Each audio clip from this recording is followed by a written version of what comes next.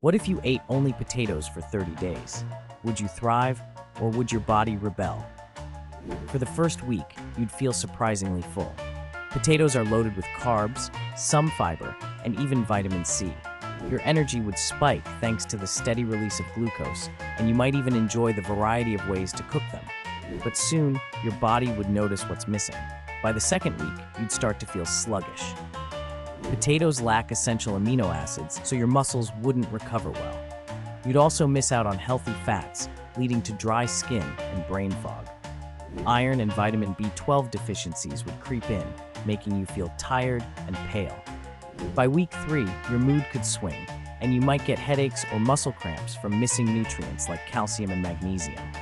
By week 4, the scale might show weight loss, but much of it would be muscle, not fat. Your immune system would weaken, and you'd crave foods with protein and fat. So yes, you could technically survive a month on potatoes, but your body would suffer. No single food can provide every nutrient you need. Which food would you try to live on for a month? Let us know below.